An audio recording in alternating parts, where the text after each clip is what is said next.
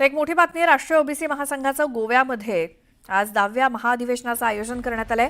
मुख्यमंत्री देवेंद्र फडणवीस, विजय वडेट्टीवार, आमदार अभिजित वंजारी यांच्यासोबतच राज्यातले अनेक ओबीसी नेते उपस्थित राहणार आहेत। आगामी स्थानिक स्वराज्य संस्थांच्या निवडणुकीच्या पार्श्वभूमीवर अधिवेशनाला महत्त्व आहे। राष्ट्रीय ओबीसी महासंघाचे अध्यक्ष डॉक्टर बबनराव तायवाडे यांच्यासह अनेक नेते गोव्यात दाखल झाले। दरम्यान या अधिवेशनात मुख्यमंत्री काय बोलणार याकडे सर्वांचं लक्ष लागलंय।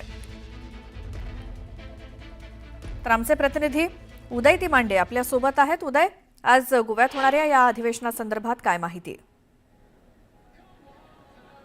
नक्कीच राष्ट्रीय ओबीसी महासंघाचं 10वं अधिवेशन जे आहे ते यावर्षी गोव्यामध्ये होतं आणि या अधिवेशनासाठी पूर्णपणे सज्जता इथं झाल्याचं आपल्याला पाहायला मिळतं आहे। गोव्याच्या दीनदयाल उपाध्याय इंडोर स्टेडियममध्ये हे अधिवेशन होतात। सध्या आपण पाहतोय की स्थानिक स्वराज्य संस्थांच्या निवडणुका आणि 2 दिवसापूर्वी सुप्रीम कोर्टानं ओबीसींचं आरक्षण कायम राहील 27% असा निर्णय दिल्यानंतर जे आहे ते या स्थानिक स्वराज्य संस्थांमध्ये ओबीसींचं निवडणूक आरक्षण कायम असणार असल्यामुळं या अधिवेशनाकडे विशेष लक्ष असणार आहे। विशेष म्हणजे राज्याचे मुख्यमंत्री देवेंद्र फडणवीस देखील या अधिवेशनामध्ये सहभागी होणार आहेत। त्यामुळे मुख्यमंत्री या अधिवेशनामधून ओबीसी समाजाला काय संदेश देऊ इच्छितात हे पाहणं देखील तितकंच महत्त्वाचं असणार आहे। या अधिवेशनाच्या निमित्तानं देशभरातले ओबीसी नेते आणि कार्यकर्ते जे आहेत ते गोव्यामध्ये दाखल व्हायला सुरुवात झालेली आहे। साधारणतः 12 वाजता जे आहे ते या अधिवेशनाला जी आहे ती सुरुवात होणार आहे। यासोबतच राज्यातले सर्व ओबीसी नेते जे आहेत ते या अधिवेशनाच्या निमित्ताने इथं असणार आहे। मग राज्याचे मुख्यमंत्री असेल, विजय वडेट्टीवार असतील,